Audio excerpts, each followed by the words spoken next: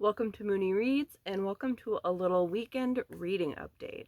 So, we are closing up the first week that includes October, not full week of October, but it's the 4th. So, I'm going to talk a little bit about what I've been reading, watching, and then a couple of things that I hauled this week. First of all, I finished Hell Followed With Us, which was really great. Well, I think I read like the first fourth of it or so at the very end of August. I feel like I read the rest of this pretty quickly. This is one of those books that, had I been in the right like place, like I could have totally read this in like a sitting or two. It's just that compelling.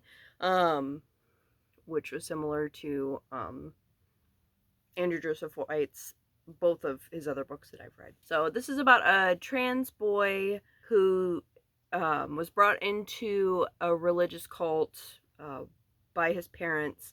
And this cult, before the beginning of this book, basically their goal has been to cause the end of the world. And within this book, they're kind of well on their way. A bunch of people have died. And they're doing this through like biological warfare, basically, that they're dressing up as spiritual. So this basically plague has been going around, and they've been engineering this plague so that they can give it to people to basically make them different monsters. And he's supposed to be one that's like really powerful. He doesn't want to do that. And so he's trying to escape the cult. And this is basically his venturing outside of that and finding queer community. So this definitely, so far as the horror element goes, there's a lot of body horror and just general gore. Like there's a lot of death and bodies and stuff. But I can definitely see reading this and then having read I Wasn't Meant to Be Human, I definitely see how Andrew Joseph White kind of goes from one kind of audience to the other, which is really cool to see. It's also neat that both of these are kind of set in a, like, I wouldn't even say like post-apocalyptic, like a mid-apocalypse kind of setting, but they're both very different while having some similar themes. So I just really like that. And this was really good. I also read The Hills of Estrella Roja, which is a graphic novel that focuses on a girl who is going back to her small hometown because her grandmother has died, and there's just some weird family secret-y stuff going on that she's not really sure about. And she ends up meeting a podcaster who is also in that small town to learn about why the stars glow red over the hills at night there.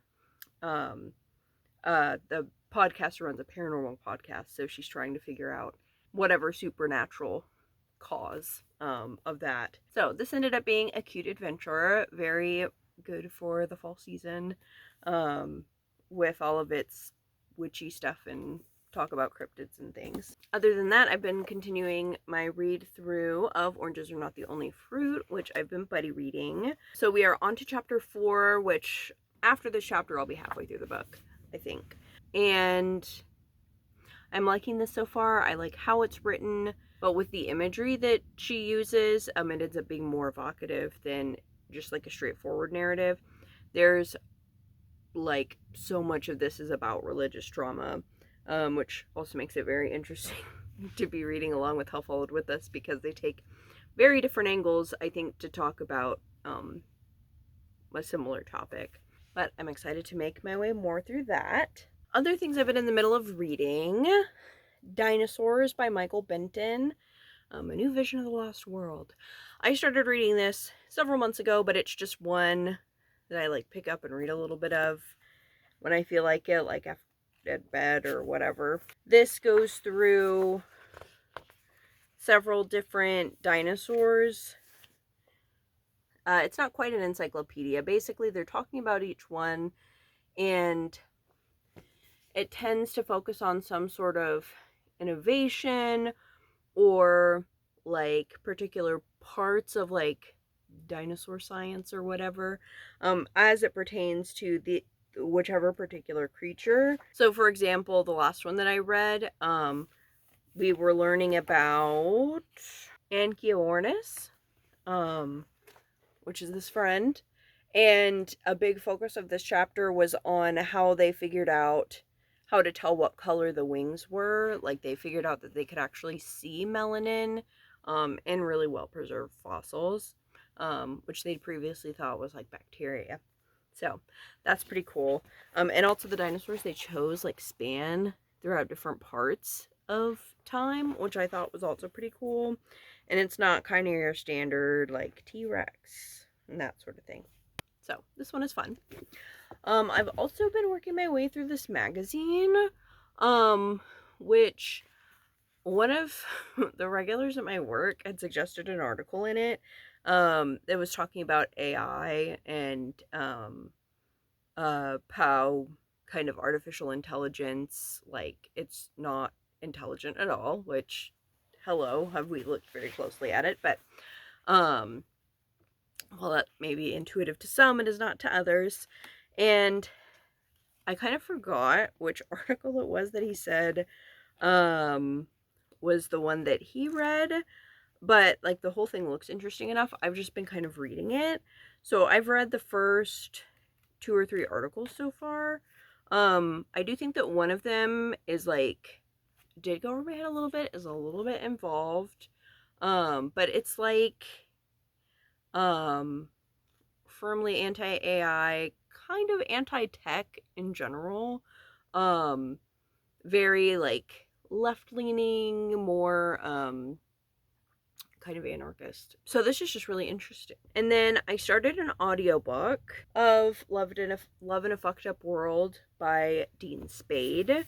It's basically about looking at how you relate to the people around you, talking about ways to deal with conflict, also ways to figure out how you yourself are feeling, and kind of breaking down like how to tell kind of what your wants are or your perception of things are, because of social conditioning versus like how you actually think about it. It gives you some exercises and things like that, and also kind of like de-escalating internally and kind of trying to look at situations more realistically and less like reactionary.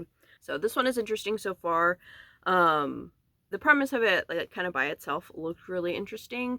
And I've read the author's book on mutual aid, which I think had a lot of really good information in it. And if I had had this when I was to the beginning of trying to engage with like my local community and stuff like that, I might have had like a less massive amount of burnout, possibly. So I think that it's a good resource. I did take issue with some things in the details, just because I feel like there are certain topics that weren't brought up that I felt like were really important. But it did have a lot of good information. So seeing this one, I was super interested to see what he had to say. So far as other things that I've been watching and so forth, we've been working our way through the Lord of the Rings Extended Edition for the fall vibes, so that's been good. I'm trying to think of what I even watched. I need to re-download Letterboxd because I can never remember actually what movies I watched, because I know that we were going through some horror movies that I hadn't seen before, and watched bits and pieces of those, and actually sat and like finished one of them. And then I've also been watching, I've watched several, like a docu-series, and then like a really big like video essay on the Twin Flames cult,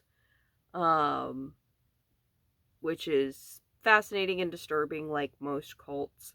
I had read a book about NXVIM and the guy who ran that last year, the year before last, I think.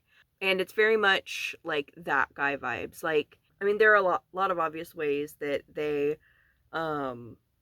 could be similar to NXVIM. I mean, it's a self-help MLM cult. The MLM that NXVIM was under, NXVIM was like a really intense sex cult, but the cult that was on top of it was a self-help MLM cult. The real connection between the two is that they're ran by like the most mediocre people you've ever seen.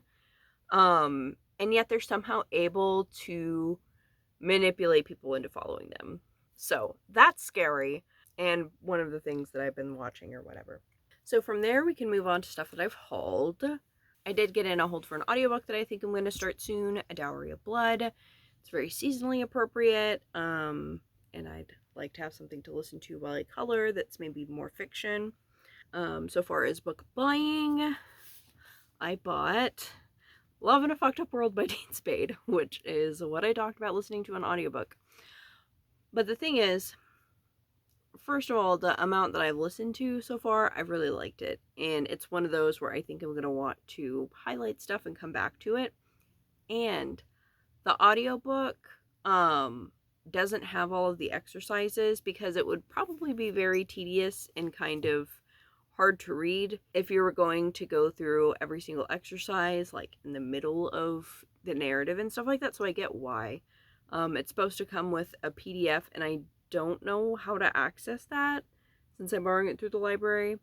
So I just bought a copy because I kind of figured I would want one anyways. And then I also got another coloring book. This little guy.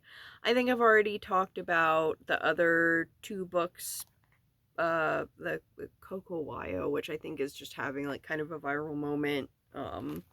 The only useful things I see on Facebook are people coloring these pages, to be honest with you. But this one, like, not only, like, the little guys on the cover are really cute, but this one has, like, positive affirmations, and I just really needed that. And they're so cheap. With my, like, bookseller discount, I couldn't not get it. And I got more scented markers.